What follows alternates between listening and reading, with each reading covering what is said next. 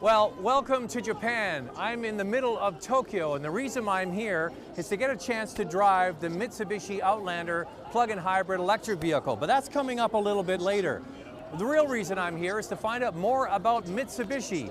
Mitsubishi Group is an enormous company with over 29 different individual companies, and they have massive sales.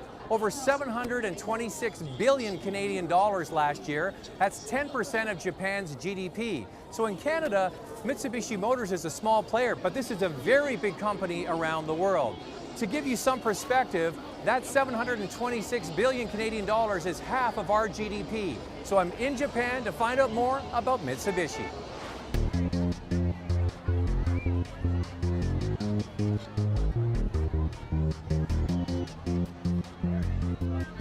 The first day of the trip was spent in Tokyo, riding the amazingly efficient subway and light rail system that moves the majority of the 37 million people that live in the Tokyo area.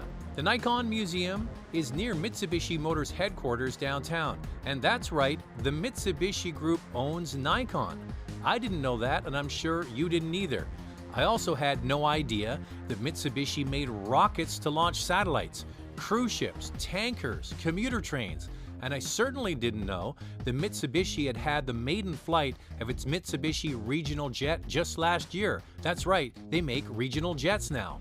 On top of that, there were things you might know about, like Mitsubishi air conditioners, small engines, and forklifts. One of the more intriguing stops was to the Mitsubishi Smart House that has the ability to use the Outlander plug-in hybrid electric vehicle as a backup power source. Day 2 was an early start, but worth it to get a ride on one of Japan's famous high-speed trains. With speeds up to 280 kilometers an hour, we went from Tokyo to Nagoya in about an hour and a half. We then transferred to the Mitsubishi Research and Development Center and Assembly Plant at Okazaki. This flex plant is capable of making the RVR crossover, the Outlander, plus the plug-in hybrid electric vehicle. And this is where things got really interesting. In the research lab, we saw the Outlander plug-in hybrid electric vehicle placed on a shaking machine.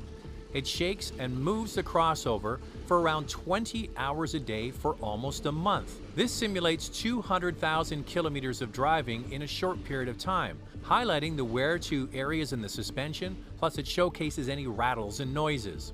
The next room is quite the opposite. It's quiet and serene. It's able to detect any electromagnetic field signals that might be coming from the vehicle that would interfere with things like radio and TV signals. It needs to be below a certain level in order to be road legal.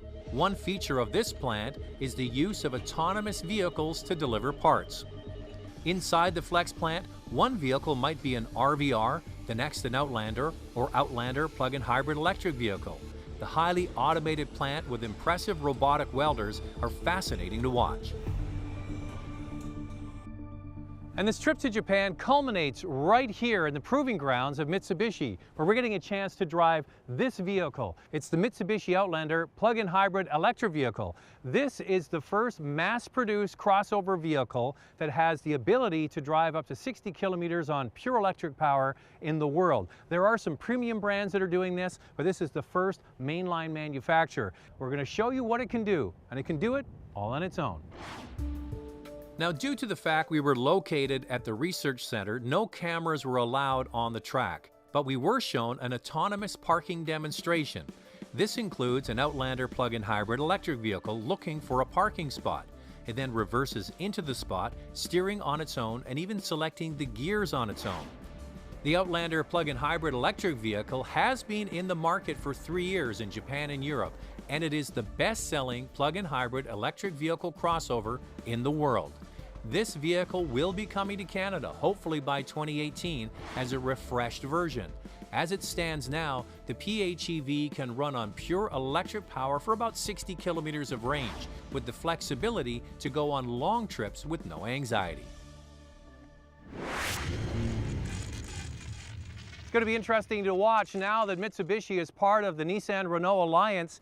And this company, even before it's part of the Nissan-Renault Alliance, was able to do it on its own. Let's see what happens when they all come together.